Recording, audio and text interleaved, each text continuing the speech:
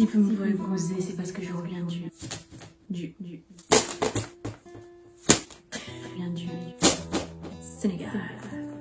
Hey babes et bienvenue sur Instanessa où on parle de lifestyle, de tips de voyage et beaucoup de blablabla. Donc pour ceux qui me connaissent, vous savez que j'adore voyager, je suis un pigeon voyageur et surtout faire mes petits allers-retours entre la France et le Sénégal. À moitié sénégalaise, d'ailleurs j'ai déjà fait une petite vidéo sur la vie au Sénégal, je vous invite à aller la voir juste ici. Donc aujourd'hui dans cette vidéo, je vais vous donner quelques petits tips pour pouvoir voyager de la France au Sénégal ou du Sénégal à la France. Et bien sûr tout ça à petit prix. Surtout si voilà comme moi vous avez votre famille au Sénégal ou bien vous êtes étudiant, vous êtes parti à l'étranger et vous voulez rentrer au Sénégal mais que vous n'avez pas trop les moyens. Cette vidéo est pour vous. Restez jusqu'à la fin de cette vidéo, vous aurez un petit secret de comment moi je voyage. Et bien sûr n'oubliez pas de liker, de partager et de commenter cette vidéo, ça fait très plaisir. Sans plus attendre, on va commencer. Alors tout d'abord nous allons parler de la bonne saison pour aller au Sénégal. La meilleure période pour aller au Sénégal ça va être vraiment de décembre à avril parce qu'il fait plus frais, le temps est agréable. Après quand je dis frais c'est pas forcément qu'il fait froid, c'est juste que les températures sont un peu plus basses. Voilà c'est la bonne période. Après de mai à juillet pour ceux qui aiment bien la chaleur et l'été, ça va être plus une période voilà, de vacances, de chaleur. Donc si vous kiffez la chaleur vous pouvez aussi aller dans cette période là jusque les températures sont assez élevées, c'est-à-dire qu'on va être carrément dans les 30 degrés. Et après, du coup, de août à septembre, il y a la saison des pluies. Ceux qui connaissent pas la saison des pluies, ça va être, comme son nom l'indique, des pluies. Et au Sénégal, les routes sont pas super bien construites, et les égouts aussi, c'est pas trop ça. Donc en fait, il y a beaucoup d'inondations et c'est un peu la période où il y a beaucoup d'insectes, beaucoup de moustiques, donc je vous déconseille complètement. Août, septembre, octobre, n'y allez pas. Donc voilà, la période où vraiment il y aura le plus de touristes, ça va être pendant l'été. Et si vous voulez acheter vos billets pas chers, il faudra soit que vous preniez en avance si vous voulez aller pendant l'été, ou soit que vous le payez hors saison. Donc vraiment quand c'est hors saison, ou bien que vous le prenez en avance, aller-retour, votre billet peut être environ dans les 200-300 euros. Je ne rigole pas.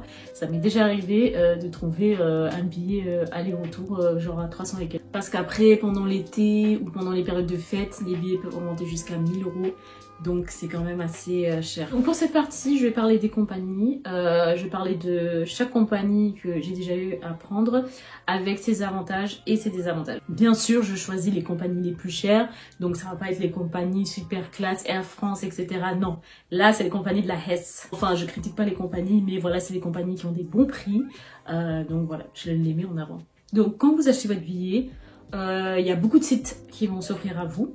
Vous allez avoir Kayak, Go Voyage, Expedia, etc. Donc ça en fait c'est des sites qui sont un peu commerciaux. C'est-à-dire que eux ils prennent le billet, ils vont le vendre, ils vont rajouter leur marge, ils vont rajouter ce qu'ils veulent en fait. Donc c'est pour ça que aussi c'est bien d'aller directement sur le site même de là où vous voulez acheter votre billet. Il sera beaucoup moins cher déjà. Après, vous pouvez acheter sur les sites là parce que des fois il y a des petites promotions, mais faites attention aux arnaques, s'il vous plaît. Je vais vous raconter une petite anecdote. Moi, je suis partie sur eDreams et voilà, je voulais partir en vacances au Sénégal avec mes sœurs et on a pris un billet. On s'est dit ah c'est pas cher et tout, vas-y on va le prendre.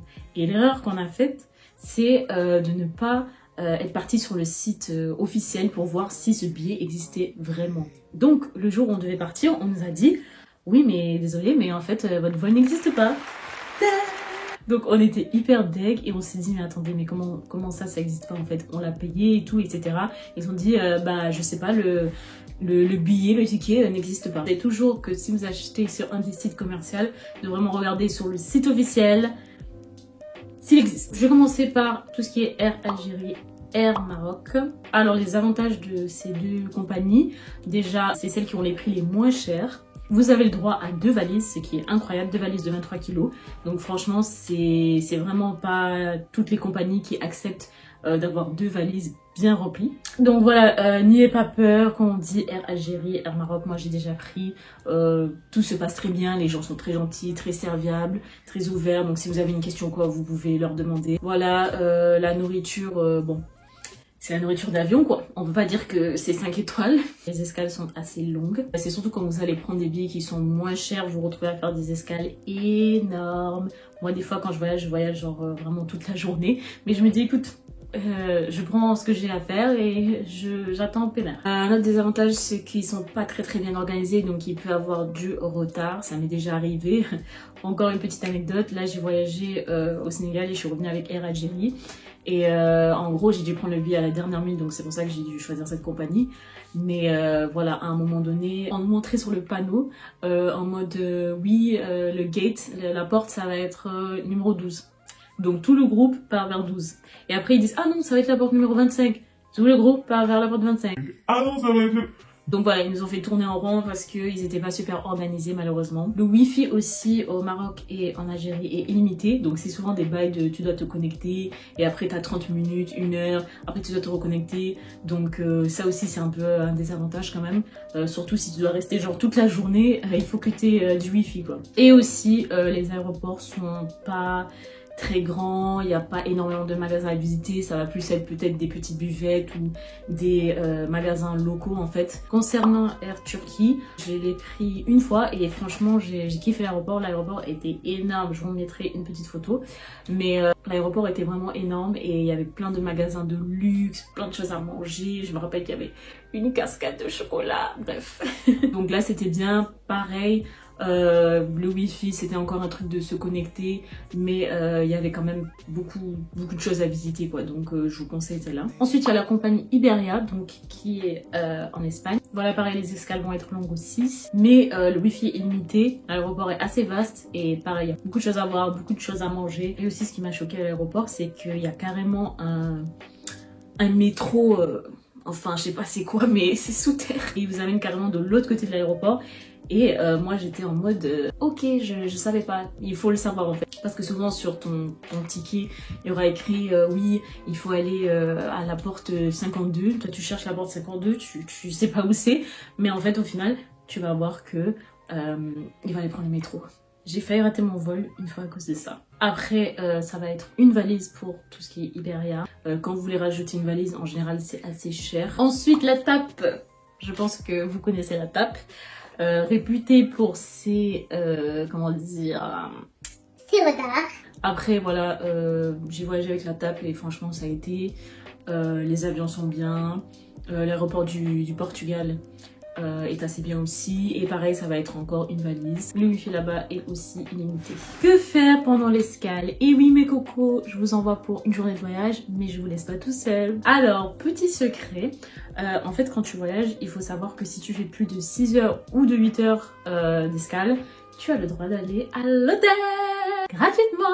Je l'ai découvert grâce à mes allers-retours dans le monde quoi. Après c'est pas toutes les compagnies qui acceptent de vous prendre dans leurs hôtels. Donc en fait ce que j'ai fait c'est que j'avais fait une longue escale de 8 heures la nuit au Maroc et aussi en Espagne. En fait quand j'ai su ça, ce qu'il faut faire c'est qu'il faut carrément partir à l'accueil de l'aéroport, vous montrer votre billet et après ils vont voir que voilà en effet vous pouvez pas passer toute la nuit à l'aéroport. Donc après ce qui va se passer c'est qu'en général vous êtes un petit groupe, on vous met dans un petit car qui va vous amener directement à l'hôtel qui est en général à côté.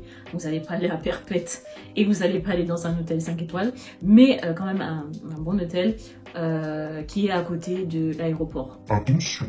Il faudra se réveiller si vous ne voulez pas rater votre vol. Quand je suis partie au Sénégal, j'avais fait escale en Espagne et justement je devais me lever je crois à 5 h du matin. Donc pour vous dire, moi j'étais complètement parano, mes yeux sont restés grands ouverts et je me suis dit je pense pas que je vais dormir en fait. Donc j'ai pris un bain, j'ai regardé un petit film, j'ai bien mangé.